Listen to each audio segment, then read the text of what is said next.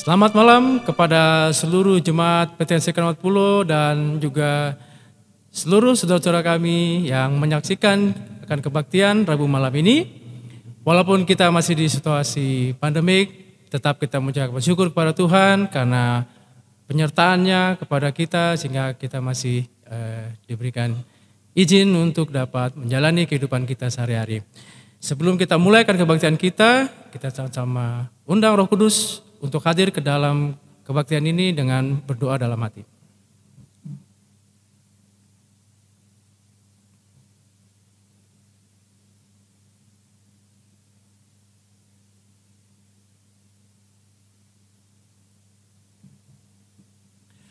Baik, untuk membuka perbaktian kita sama-sama bernyanyi dari lagu Sion edisi lama, halaman 17, Tuhan selalu pimpin aku.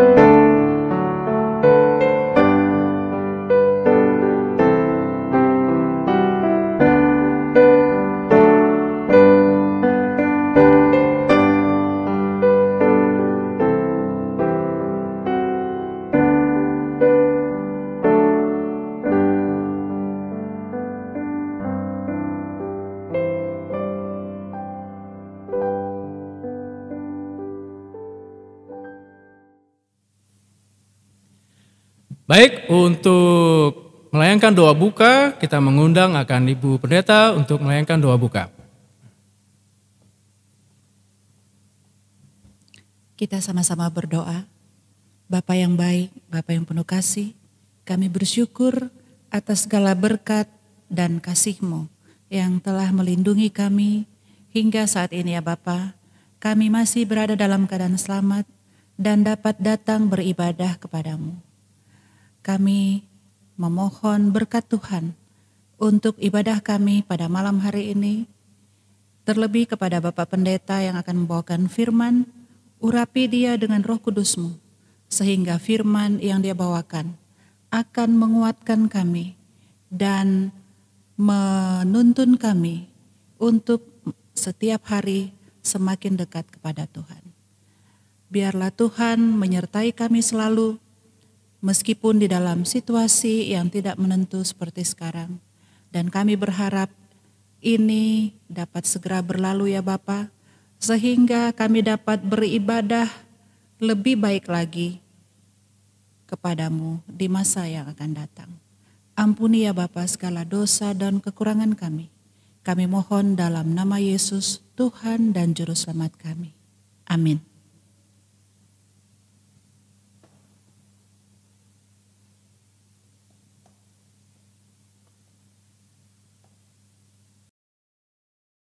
Selamat malam saudara, selamat berbahagia oleh karena Tuhan masih memberkati kita saat ini. Pada malam hari ini saya rindu membagikan pengalaman Yesus waktu berada di dunia ini di antara orang berdosa. Dan sebelum kita mendengarkan kembali, saya undang kita berdoa. Bapa di surga, kembali kami datang kepada Tuhan memohon berkat Roh Kudus-Mu yang akan memimpin kami sehingga firman yang kami dengar boleh kami mengerti.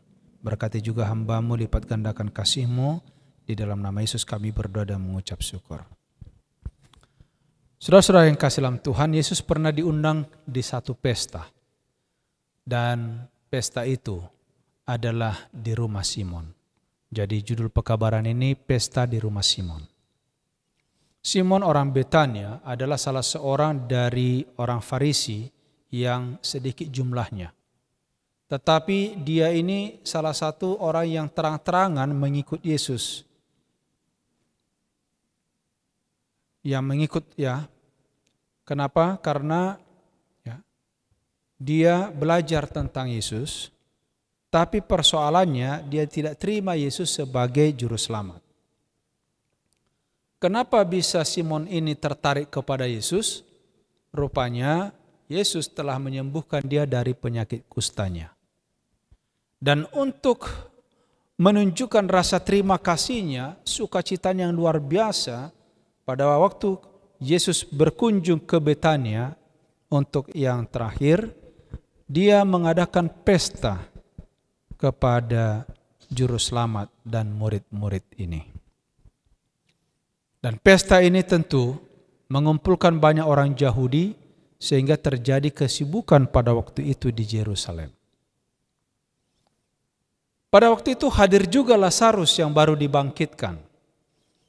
Dan mereka menunggu, mengharapkan Lazarus bercerita, tetapi Lazarus diam. Mereka heran karena Lazarus tidak mau berbicara pada saat itu. Tetapi kitab suci berkata begini, Pengkhotbah 9 ayat 5 dan 6. Orang mati tidak tahu apa-apa.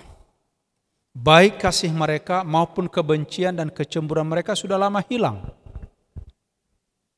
Saudara-saudaraku yang kasih dalam Tuhan, sebenarnya pada waktu Lazarus hadir, mereka ingin tahu apa yang dirasakan Lazarus waktu ada di dalam kubur. Tapi Lazarus diam, namun Pengkhotbah 9 ayat 5-6 katakan, sesungguhnya orang mati tidak tahu apa-apa. Jadi Lazarus waktu di kubur itu nggak tahu apa-apa. Nggak ada kasih di sana, nggak ada kecemburuan, jadi nggak usah takut kalau lewat kuburan ketemu sama orang yang mungkin waktu hidupnya ya orangnya yang mengerikan atau itu musuh saudara. Tidak ada lagi saudara, dia adalah debu dan tanah setelah dalam kubur. Tetapi ada satu kesaksian yang datang dari Lazarus tentang pekerjaan Kristus. Kebangkitan dari Lazarus menjadi pernyataan bahwa Yesus adalah anak Allah. Saudara-saudara kasih, laporan disampaikan ke Yerusalem oleh para pengunjung menjadi gempar pada waktu itu. Dan banyak orang yang ingin melihat Yesus. Saudara-saudara yang kasih, imam-imam dan para penghulu melihat pengaruh ini justru memuncak amarah mereka. Mereka makin marah kepada Yesus. Kenapa? Karena sekarang orang banyak yang tadinya datang kepada para ahli Taurat ini, para imam-imam ini sekarang beralih kepada Yesus. Ketenaran mereka menjadi redup.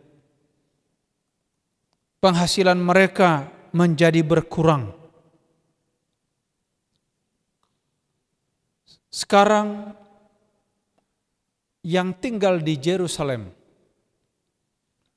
sedang harap-harap cemas menunggu agar Yesus datang.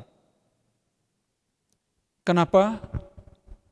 Karena dalam beberapa kali peristiwa mereka menunggu Yesus tapi Yesus tidak muncul, sehingga rencana mereka gagal untuk membunuh dia. Menunjukkan bahwa mereka itu sudah sangat mengharapkan kehadiran Yesus di Yerusalem. Ya. Mereka bertanya, bagaimana pendapatmu? Akan datang jugakah ia ke kota? Saudaraku, satu rapat dilakukan oleh para imam dan orang Farisi. Sejak kebangkitan Lazarus, simpati sekarang ini berubah dari para imam kepada Yesus.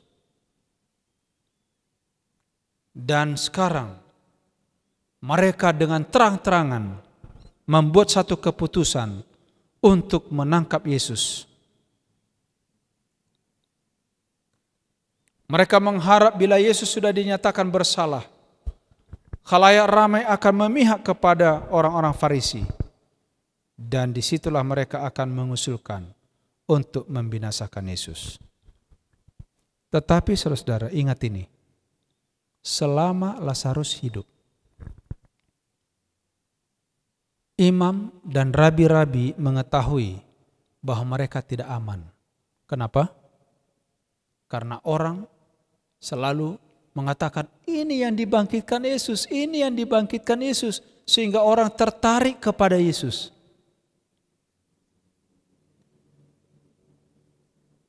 Pada waktu saya baca ini, tulisan inspirasi yang berikut ini, saudara, saya merinding. Kenapa? Demi memangsa Yesus. Hanya untuk supaya Yesus ini dibunuh, ditangkap, dan ada alasan yang kuat. Saudara, sekarang bukan hanya Yesus mau dibinasakan, tetapi Lazarus menjadi target. Takut terhadap reaksi orang banyak, membalas dendam kepada para imam, kepada rabi karena membunuh seorang yang dapat mengadakan mujizat. Sekarang Sanhedrin memutuskan supaya Lazarus juga harus dibunuh. Wow, saudara-saudara, saya melihat itu terjadi sekarang. Ada banyak orang demi tercapainya keinginannya karena benci, dendam. Bukan hanya target itu yang mereka hancurkan, tapi mereka obok-obok yang lain. Hati-hati saudara-saudara. Pelajaran ini penting. Saudara yang mendengarkan malam hari ini dimanapun saudara berada, jangan karena ada rasa dendam, benci, mungkin engkau diperlakukan, disakiti oleh seseorang, tetapi engkau melibatkan semuanya. Engkau libatkan keluarganya, engkau libatkan gerejanya, engkau libatkan organisasinya. Saudaraku yang kasih dalam Tuhan, memang dosa itu kejam. Kebencian itu begitu kejam. Dengki. Hanya karena reputasi para imam mulai menurun oleh karena orang banyak datang kepada Yesus. Mereka mau membunuh Yesus. Tetapi kenapa Yesus ini terkenal? Oh, karena Lazarus dibangkitkan. Ini merupakan bukti keilahian bahwa dia adalah anak Allah. Sekarang Lazarus pun jadi target, saudara. Padahal Lazarus tidak tahu apa-apa. Memang firman ini tepat terjadi saat ini. Saudara yang kasih dalam Tuhan, Sedemikian jauh kedengkian, prasangka memperhamba mereka. Saudara-saudara, sementara rencana jahat ini berlangsung di Yerusalem, Yesus dan sahabat-sahabatnya diundang ke pesta Simon. Juru selamat duduk di samping Simon, dan di sampingnya ada Lazarus. Saudara yang kasih, ini membuat hati orang yang benci itu semakin panas. Sementara Marta melayani, Maria dengan tekun mendengarkan Yesus berbicara. Oleh karena kemurahan Yesus yang luar biasa kepada Maria yang sudah mengampuni dosanya, dan rasa syukur oleh karena saudaranya dibangkitkan dari kematian. Sekarang Maria mengambil sebuah buli-buli yang berisikan minyak wangi yang mahal harganya. Lalu dia pecahkan, dengan itu dia menyirami tubuh Yesus. Saudaraku, pada saat itu dilakukan oleh Maria, Yesus melihat bahwa saatnya sudah tiba. Saudara-saudaraku yang kasih dalam Tuhan, kesedihan Maria berubah menjadi sukacita. Ia ingin yang pertama menghormati Tuhan setelah memecahkan buli-buli minyak wangi itu. Kemudian dia bertelut sambil menangis, membasahinya dengan air mata, dikeringkan kakinya dengan rambutnya yang panjang. Tapi saudara-saudara, ingat, di sisi lain ada murid Yesus yang mulai cemberut, yang mulai bergumam, yaitu Judas, seorang ahli keuangan yang telah meyakinkan orang banyak bahwa dia adalah seorang yang hebat, meskipun simpatinya hanya berpura-pura menipu bagi orang miskin. Sekarang sindiran yang cerdik menyebabkan mereka memandang kecintaan Maria dengan perasaan curiga. Luar biasa, saudara. Mulai disuntikkan kepada orang banyak yang melihat peristiwa itu, bahwa Maria melakukan hal yang tidak baik. Sekarang Judas melihat itu dengan tidak senang. Gantinya menunggu apa yang dikatakan Yesus tentang hal ini. Dia mulai membisikkan keluhannya kepada mereka yang di dekatnya. Mereka mulai menyalahkan Yesus karena pemborosan ini. Kenapa dia biarkan? Dengan licik ia mengajukan saran-saran yang mungkin menimbulkan perasaan kurang puas. Saudaraku yang kasih, Judas di dalam benaknya, karena ini sudah menjadi kebiasaannya, dia mau mengambil uang itu. Kalau itu dijual, dipersembahkan, karena dia bendahara, dia dengan sembunyi menggunakan sendiri. Ini kebiasaan Judas yang menaruh ke dalam pundi-pundi segala sesuatu yang diperolehnya. Tetapi perbuatan Maria sekarang mempermalukan Judas. Kenapa? Karena Maria, walaupun dia miskin, dia berbuat yang terbaik bagi Allahnya.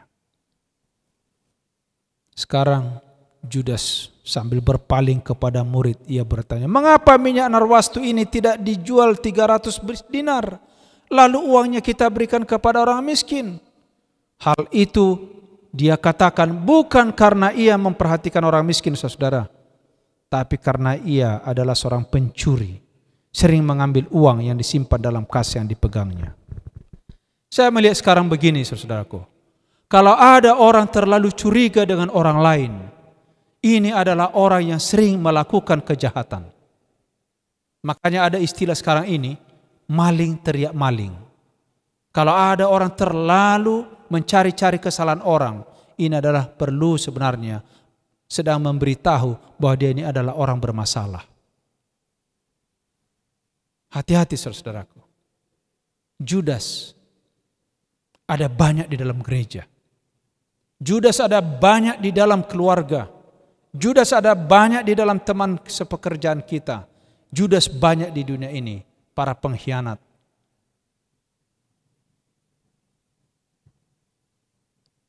Seolah-olah orang baik,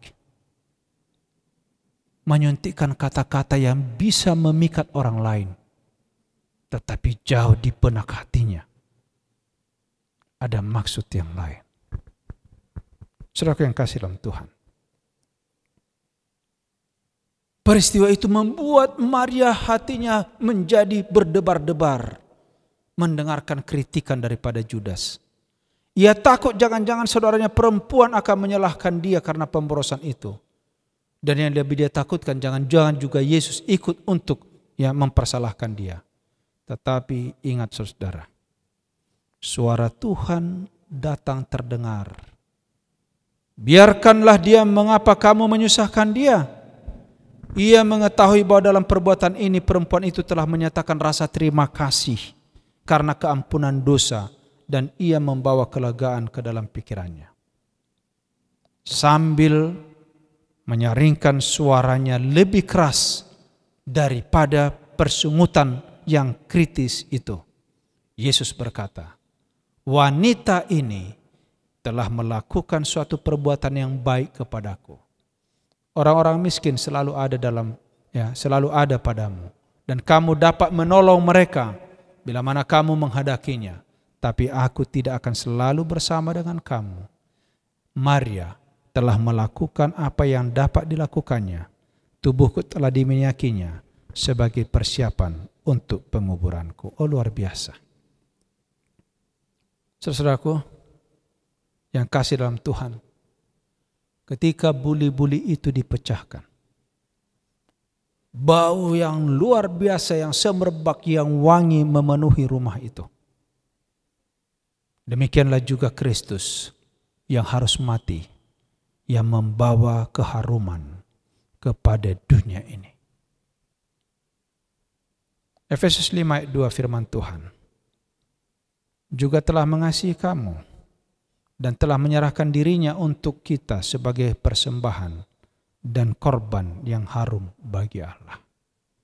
Sesungguhnya aku berkata kepadamu, Kristus mengatakan, di mana saja Injil itu diberitakan di seluruh dunia, apa yang dilakukan wanita ini akan mengingatkan dia. Saudara-saudara yang kasih dalam Tuhan, Yesus membaca motif setiap orang. Yesus mengetahui setiap perbuatan. Sebenarnya Yesus dapat membeberkan saat itu dosa isi hati daripada Judas. Kepura-puraan yang kosong di atas pengkhianatan. Tetapi Yesus tidak melakukan itu, saudara. Saudaraku, ingat, tidak baik membeberkan kejahatan orang. Yesus tidak mau lakukan itu. Kalau engkau pengikut Yesus mulai hari ini, engkau dengar firman ini, jangan biasakan membeberkan dosa-dosa pribadi orang. Saudara, Juru Selamat tidak mencerca Judas. Bahkan sebenarnya memberikan peluang untuk memberi maaf kepada pengkhianatannya. Orang jahat kalau dinasihati bukan makin baik memang. Justru kalau orang jahat diingatkan makin sakit hati, makin garang, makin ganas. Makanya saya biasakan sekarang saudaraku, kalau ada WA group saya diundang. Sudah mulai membicarakan hal-hal yang aneh dan sebagainya, saya tidak pernah komentar. Karena makin dinasihati, dikomentari, makin panas, makin runyam, makin ganas.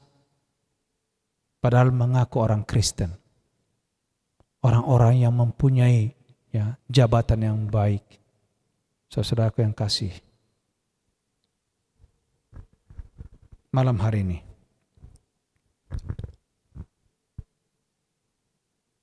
peristiwa di rumah Simon memberi contoh tentang dua sifat manusia.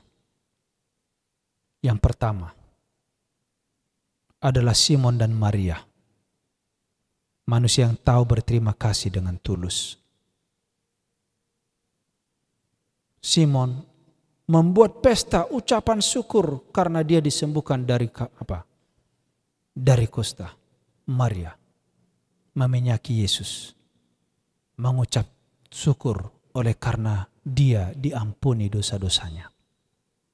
Tetapi di sisi yang lain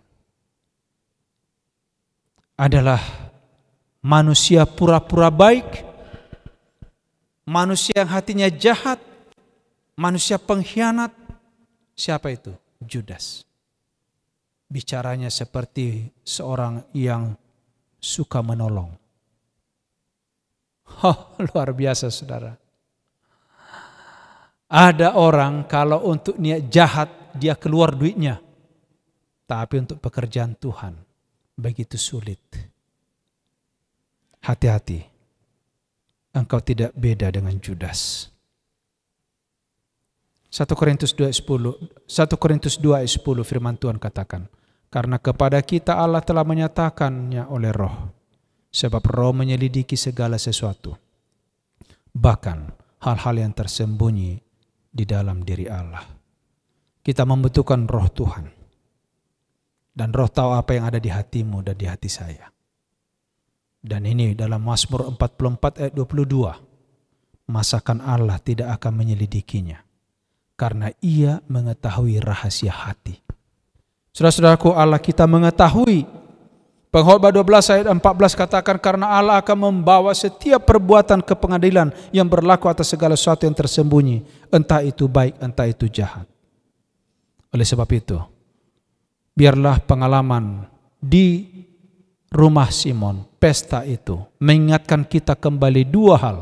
Satu, Simon Maria yang mengucap syukur, berterima kasih dengan ketulusan. Mari kita ikut teladani perjalanan itu. Tapi jangan ikut Judas yang seperti orang baik, tapi di hatinya adalah kejahatan. Tuhan kiranya memberkati kita. Karena malam ini adalah malam permintaan doa. Mari kita bertelut dan berdoa menyampaikan permohonan kita. Dan nanti saya akan berikan waktu juga kepada saudara untuk berdoa bersama-sama.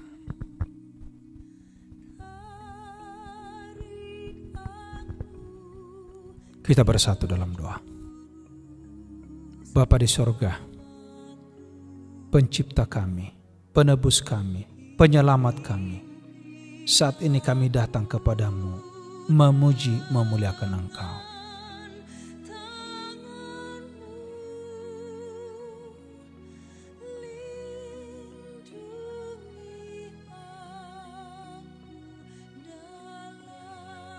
Saat ini kami mau datang kepada Tuhan karena kami manusia berdosa, kami manusia lemah. Tapi Engkau adalah Allah yang maha adil dan maha mengasihi. Dengarlah pengakuan dan permohonan maaf kami ya Tuhan.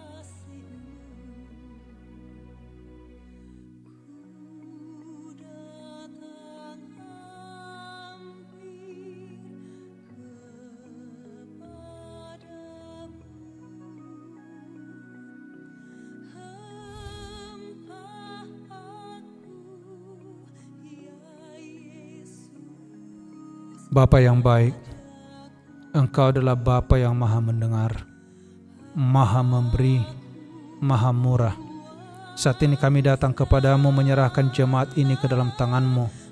Siapa saja yang bersama-sama dengan kami, bahkan mungkin yang tidak sempat bersama dengan kami dalam ibadah Rabu malam ini, kiranya curahkan berkat kesehatan, berkat dalam rumah tangga, berkat dalam pekerjaan, berkat dalam pelayanan, berkat dalam usaha, sehingga mereka tidak lupa untuk memuji muliakan nama-Mu. Yang sakit Tuhan sembuhkan, yang lemah Tuhan kuatkan, yang sedang berduka hiburkan mereka. Bapa, kami menyadari melalui firman yang kami dengarkan malam hari ini, setan bekerja di dalam kehidupan kami, di atas dunia ini, kadang-kadang membuat kami terjebak di dalam pengkhianatan, di dalam kepura-puraan, di dalam hal-hal yang ingin memiliki yang bukan milik kami. Dan biarlah firman ini boleh mengingatkan kami agar kami hidup rendah hati, tulus, dan tahu berterima kasih kepada Tuhan dengan segala sukacita. Memberkati pemerintah kami dimanapun mereka berada. Memberkati juga pimpinan kami di dalam organisasi ini, dalam gereja. Biarlah kami semuanya saling bahu-membahu, saling menguatkan satu dengan yang lain, karena hari Tuhan sudah begitu dekat. Memberkati kami dalam pelayanan, di dalam penginjilan. Berkati jemaat-Mu, gereja-Mu Tuhan. Biarlah kami dipersiapkan untuk menyambut kedatangan Yesus yang kedua kali. Bila masih ada di antara anak-anak Tuhan yang ingin menyampaikan permohonan kepada Tuhan, biarlah Tuhan menyendengkan telinganya.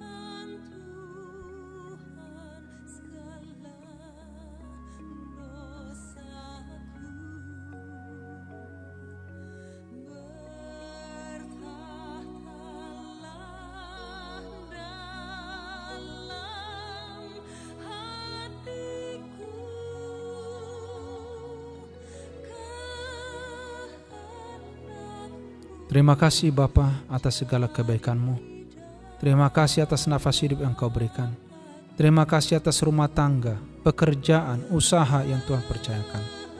Dan sekali lagi, Engkaulah yang menyempurnakan doa-doa permohonan kami, agar kami layak di hadapan Tuhan dan kami dipenuhi dengan sukacita. Kiranya kasih karunia Tuhan Yesus, kasih Allah Bapa, persekutuan Roh Kudus memberkati kami dari sekarang sampai Maranatha. Di dalam nama Yesus kami sambut berkat-Mu. Amin.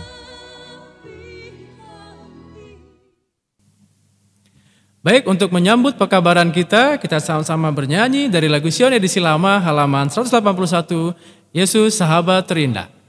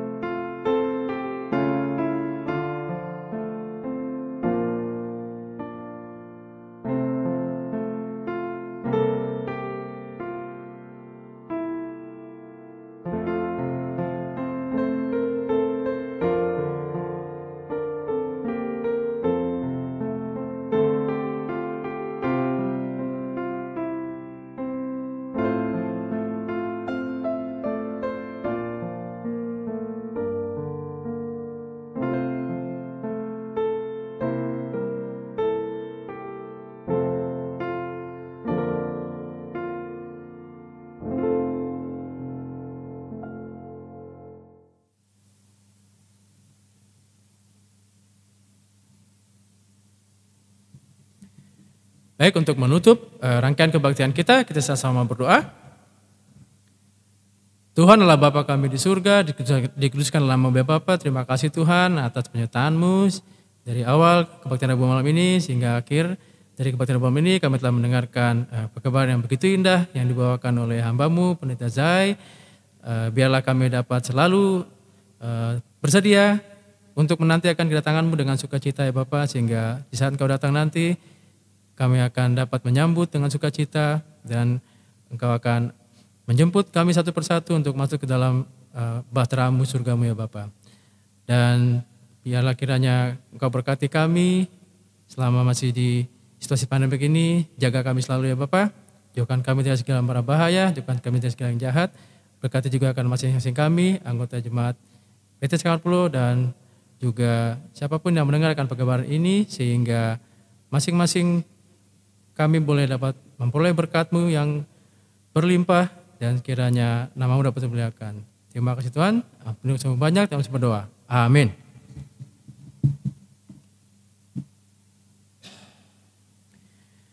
Baik, kebaktian kita telah selesai dan terima kasih bagi yang sudah menyaksikan akan kebaktian ini. Sampai jumpa pada kebaktian hari Sabat besok. Tuhan memberkati. Shalom.